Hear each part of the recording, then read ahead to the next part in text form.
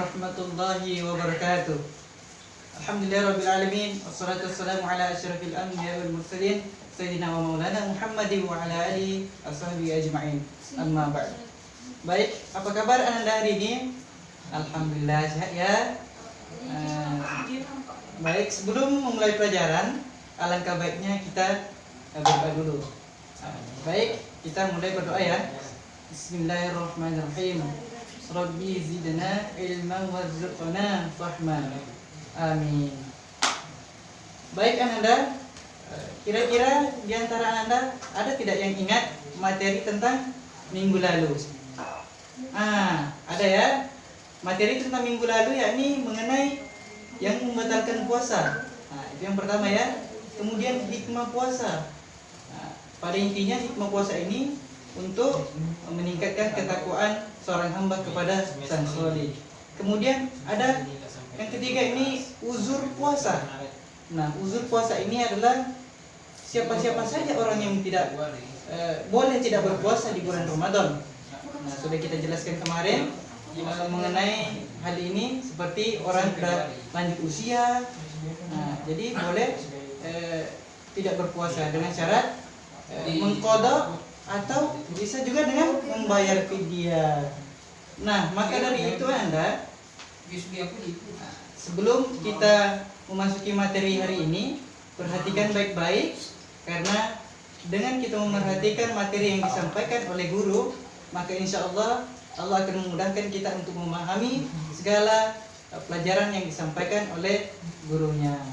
Baik Anda, langsung saja. Tujuan pembelajaran pada hari ini yakni untuk mengetahui dan menjelaskan mengenai macam-macam puasa.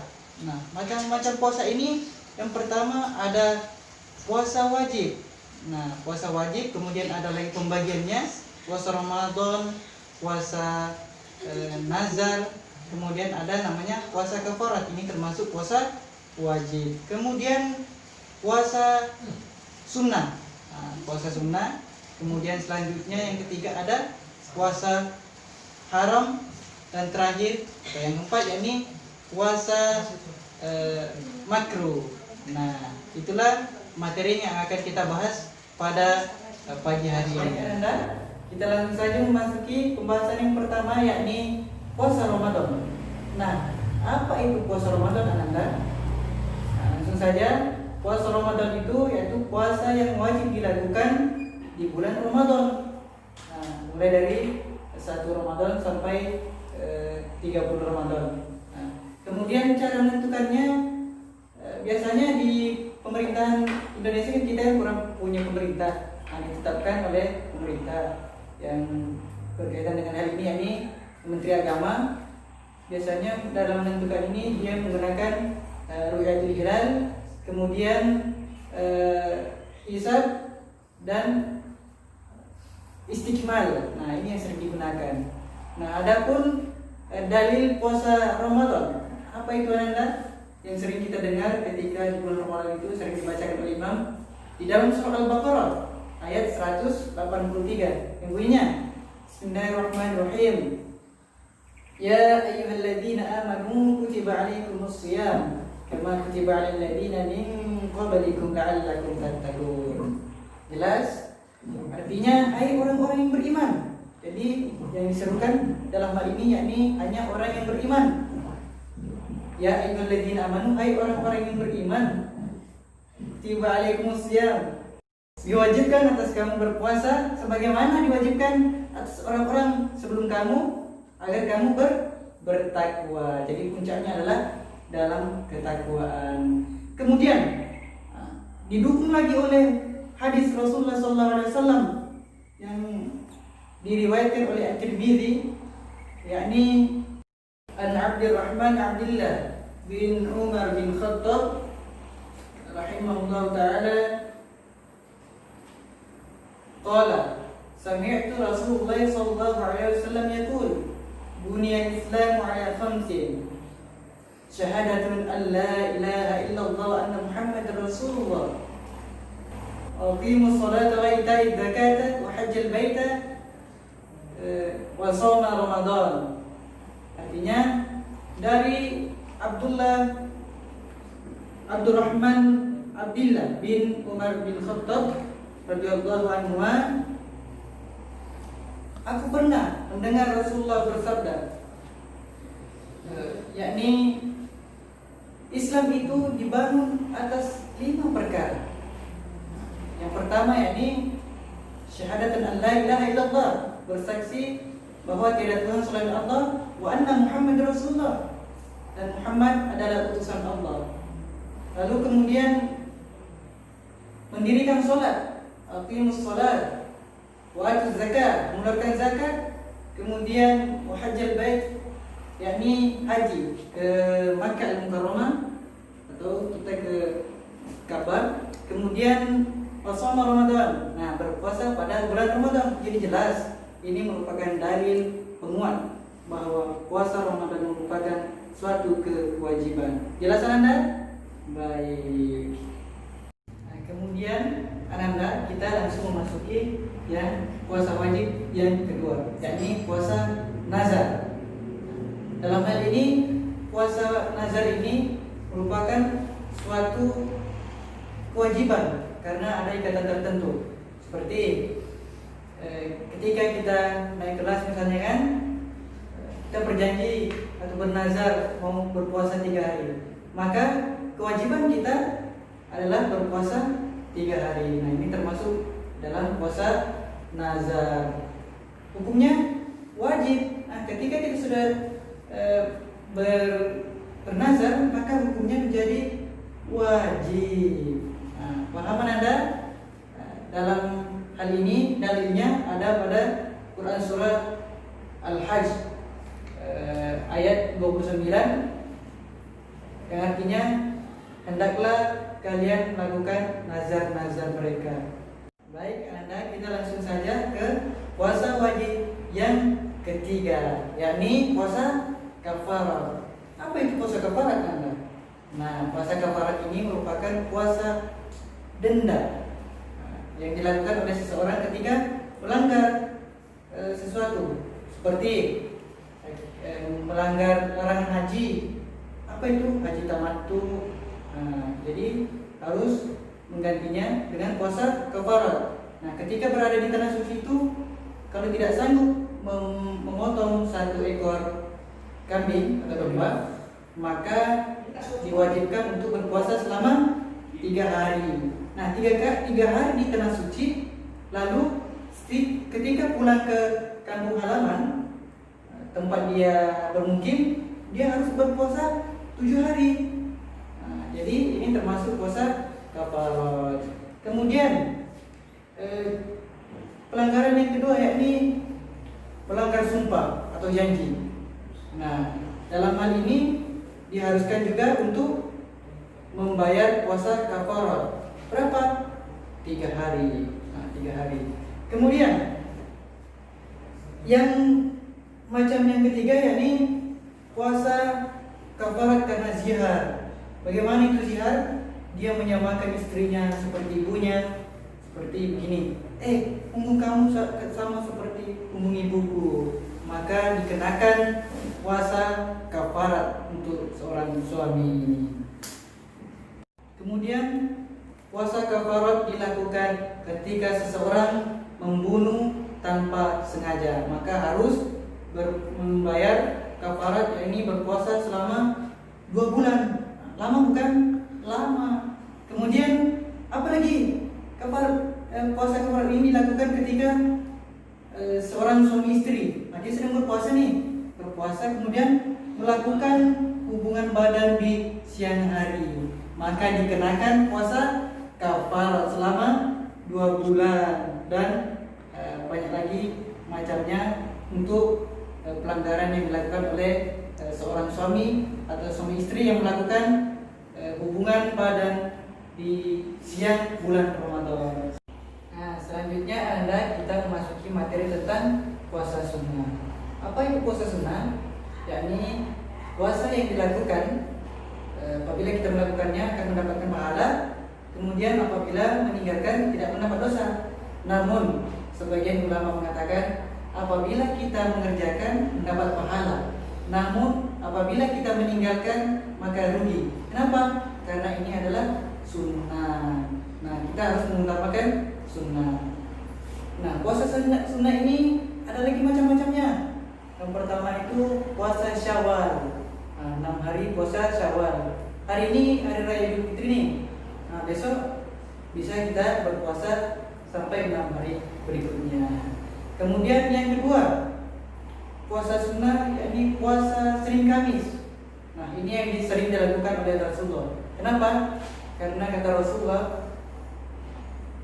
puasa Senin Kamis ini sangat utama karena pada hari Senin aku dilahirkan. Kemudian pada hari Kamis amal ibadah kaum muslimin diangkat ke langit, kata Rasulullah SAW yang dijelaskan dalam salah satu riwayat. Kemudian puasa sunnah yakni puasa Daud. Bagaimana ini? Puasa Daud ini kita puasa sehari, berbuka sehari. Puasa sehari, berbuka sehari. Nah, dan seterusnya. Inilah yang namanya puasa Daud. Kemudian puasa Arafah. Nah, ini juga termasuk puasa sunnah. Pada hari ini, maksudnya pada hari Arafah, yakni tanggal 9 Zulhijjah, ketika jamaah haji sedang wukuf di padang Arafah, maka kita disunahkan untuk berpuasa. Kemudian yakni puasa Asyura.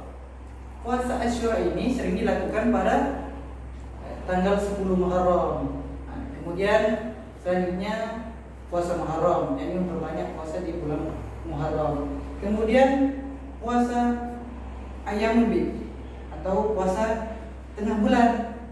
Nah, kapan ini dilaksanakan? Yakni pada tanggal 13, 14 dan 15 dalam hitungan bulan Hijriah, bukan bulan Masehi ya. Nah, jadi 13, 14, 15 bulan Qamariyah atau bulan Hijriah. Kemudian puasa Nisfu Sya'ban. Nah, ini juga termasuk ke dalam puasa sunnah yang dilakukan pada bulan Sya'ban. Oke Nanda, sampai sini sudah paham? Baik, alhamdulillah. Nah, baik Anda, setelah kita memahami apa yang tadi Bapak sampaikan, maka kita melanjutkan pada puasa haram. Nah, apa itu puasa haram? Yakni puasa yang apabila dilakukan kita mendapatkan dosa. Nah, apabila kita meninggalkan maka berpahala. Inilah yang disebut dengan puasa haram. Nah, ada beberapa macam tentang puasa haram ini. Yang pertama yakni puasa hari raya Idul Fitri. Nah, jadi haram hukumnya kita berpuasa pada hari raya Idul Fitri. Kemudian yang kedua yakni haram berpuasa pada hari raya Idul Adha. Jadi setiap hari raya itu, baik hari raya Idul Fitri, Idul Adha, maka diharamkan untuk berpuasa. Hari raya Idul Adha ini tanggal 10 Zulhijjah. Kemudian diharamkan kita berpuasa pada hari Tasyrik. Yang mana itu hari Tasyrik? Yaitu pada tanggal 11, 12 dan 13 Zulhijjah. Kenapa diharamkan? Karena pada tanggal ini atau hari ini 11, 12, 13 Zulhijjah masih merupakan perayaan hari raya Idul Adha. Makanya diharamkan. Kemudian diharamkan berpuasa pada hari Syak. Apa itu? Puasa hari Syak ini yaitu 30 Sya'ban atau 30 Sya'ban ketika mau masuk Ramadan. Nah, jika kita pemerintah sudah menetapkan bahwa belum masuk Ramadan sementara kita sudah berpuasa, maka haram hukumnya karena masih termasuk ke dalam hitungan bulan Sya'ban, yakni 30 Sya'ban. Kemudian haram hukumnya ketika kita berpuasa sepanjang hari atau setiap hari, misalnya hari ini puasa, hari besok puasa dan seterusnya sepanjang tahun. Maka ini puasa yang haram. Pernah salah satu sahabat ingin bertanya kepada Rasulullah, "Ya Allah, ya Rasulullah, aku kuat untuk berpuasa walaupun setiap hari." Maka kata Rasulullah, itu lebih baik kamu puasa Daud, yakni berbuka sehari, berpuasa sehari, berbuka sehari, berpuasa sehari, dan seterusnya. Kemudian haram hukumnya berpuasa bagi wanita yang haid. Jadi ini termasuk ke dalam macam puasa yang diharamkan. Selanjutnya, sampai sini sudah paham Anda? Baik, sudah paham ya. Kita langsung saja ke puasa makruh. Nah, puasa makruh ini bagaimana? Nah, puasa makruh itu apabila dikerjakan tidak mendapat tidak berdosa, namun mengurangi pahala. Maka dari itu lebih baik ditinggalkan. Puasa makruh ini bisa seperti puasa hari Jumat. Hari Jumat ini termasuk puasa yang dimakruhkan, kecuali ketika kita mau berpuasa hari Jumat ini, hari Kamis kita berpuasa, hari Jumat berpuasa, atau hari Jumat kita berpuasa, hari Sabtu juga berpuasa, maka dibolehkan. Kemudian puasa makruh yakni paruh kedua bulan Sya'ban. Bagaimana itu? Kita mau berpuasa sunnah di bulan Sya'ban, tapi kita laksanakan setelah paruh kedua bulan Sya'ban, yakni misalnya tanggal 15 Sya'ban ke atas. Jadi sebaiknya jangan kita lakukan. Kalau mau melakukan puasa sunnah Sya'ban, sebaiknya mulai dari awal Sya'ban. Oke Ananda, sampai sini paham? Jadi cukup sekian pada pertemuan hari ini. Jadi pada intinya ada 4 poin materi yang perlu Ananda pahami. Yang pertama yakni puasa wajib. Yang pertama tadi ada puasa wajib, yaitu puasa Ramadan. Nah, ini wajib. Kemudian puasa nazar. Nah, sudah Bapak jelaskan tadi apa itu puasa nazar. Kemudian puasa kafarat atau pengganti. Nah, sudah Bapak jelaskan tadi mengenai siapa saja yang melakukan hal ini. Nah, kemudian puasa sunnah. Puasa sunnah sudah sering kita laksanakan. Di antaranya ada Senin Kamis, Syawal, kemudian Sya'ban, atau ada juga misalnya puasa Arafah, 9 Zulhijjah. Nah, sudah Bapak terangkan panjang lebar tadi di materi kita. Kemudian puasa haram. Nah, siapa saja yang tidak boleh melakukan puasa. Kemudian dalam hal ini puasa yang haram itu pada intinya tidak boleh kita lakukan. Kemudian terakhir yang keempat, puasa makruh. Nah, ada orang berpuasa tapi puasanya berkurang pahalanya atau makruh, maka sebaiknya jangan dilakukan. Baik Ananda, cukup sekian. Mungkin ini saja yang dapat Bapak sampaikan. Kita tutup dengan doa kafaratul majelis. Subhanakallahumma wa bihamdik, asyhadu an la ilaha illa anta, astaghfiruka wa atubu ilaik. Assalamualaikum warahmatullahi wabarakatuh.